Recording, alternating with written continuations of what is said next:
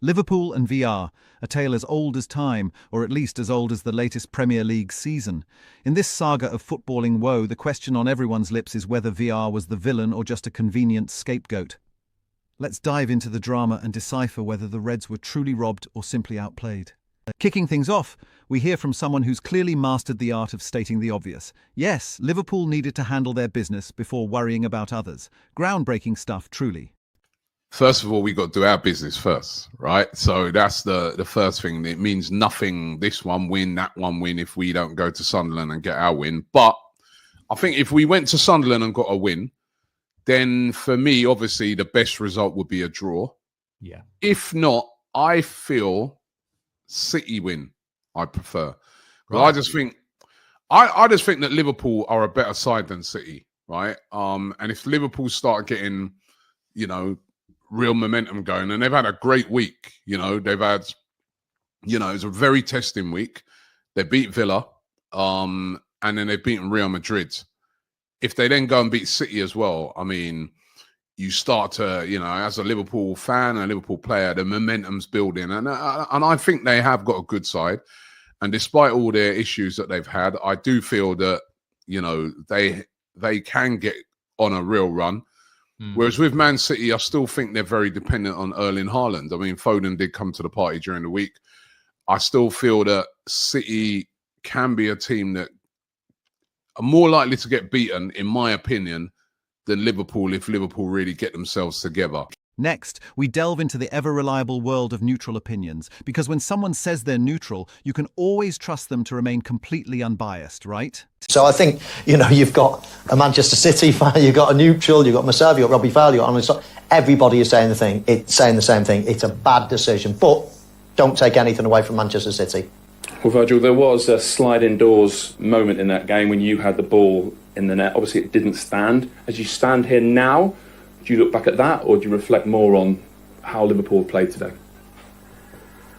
I think in football, obviously, there are key decisions.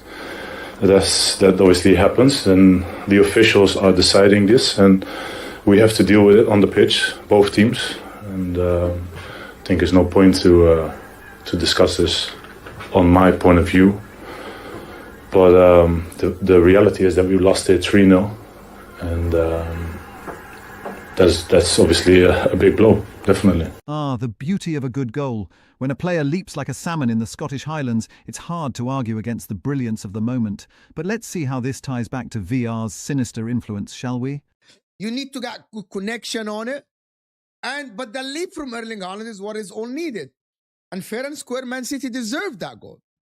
And no one can tell me otherwise. Because I know the commentators were saying that Man City were for churches. I'm going to tell you in the 2 goals, which is yes. But if you look at the game, Man City deserved these 2 goals. I thought they were the better team. I thought Man City came with a plan.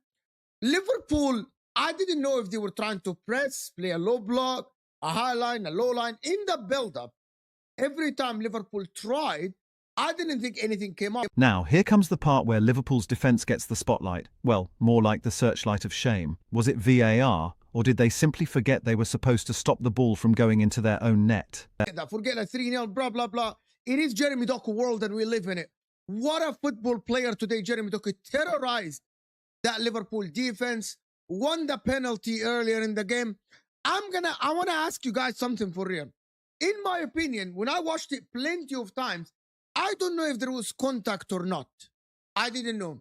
Actually, they kept showing it in front of us on the TV that there was a touch from Mamarashvili's knee on Doku's foot, and the frame, and the commentator said the frame is this and the frame is that, and I can't make up my mind. It was saved. It didn't affect the game. A 3-0 defeat and a clean sheet for the opposition. Not exactly the kind of performance Liverpool fans dream of. But let's be honest, VR wasn't the one missing tackles or failing to score. Because beating Liverpool 3-0 is not easy. Having that focus and keeping a clean sheet as well against Liverpool is not simple to do. I know that I say that Liverpool attack is not the best, but also with the amount of force that City have to actually still come out with that City have going forward, the likes of Haaland. There's a lot of attacking players on the pitch for City, and to come out of the Etihad with a clean sheet is nothing short of extraordinary for me. I'm full praising City today because they were magnificent in the game. And here it is, the piece de resistance, the controversial decision that everyone loves to hate. Was it wrong? Was it right? Or was it just another day in the life of a Liverpool supporter? I think it's obvious and clear that the wrong decision has been made, at least in my opinion. Sorry, Anna, why do you think that? Because he didn't interfere at all with what the goalkeeper could do. I immediately after the game, someone showed me the goal that what the same referee allowed City against Wolves last season, Wolves against City last season.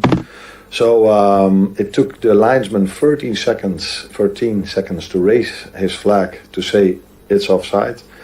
So there was clearly communication. So, but as I said, that could have influenced the game in a positive way for us because in the first half we were so poor. But yeah, a set piece can make a difference. And now we conceded the 2-0 from a set piece, and then that was maybe a fair reflection of the first half, by the way, us being 2-0 down. But that's maybe not where it's about. Finally, we wrap up with a critical analysis of Liverpool's offensive woes. Spoiler alert, it involves more than just blaming VR for not putting the ball in the back of the net. I think that he actually is not having his best season offensively on his slot. He can get the players in the right place to perform. And that is ridiculous if you consider the amount of money that they have. And also the likes of Salah being in the team, which is the PFA player of the season. Cody Gakpo on the left. That is, from Liverpool's point of view, is absolutely unacceptable. They look like they're finished, in my opinion. For Manchester City, now they smell blood, as people want to say. Now, if you look at Man City, they smell blood. So, was VR the true villain of the piece? Or was it simply the handy scapegoat we all love to blame when things don't quite go our way? As always, the truth probably lies somewhere in between. If you've enjoyed this deep dive into the world of football and questionable decisions, don't forget to like, subscribe, and hit that notification bell. Join us next time for more thrilling tales from the world of sport.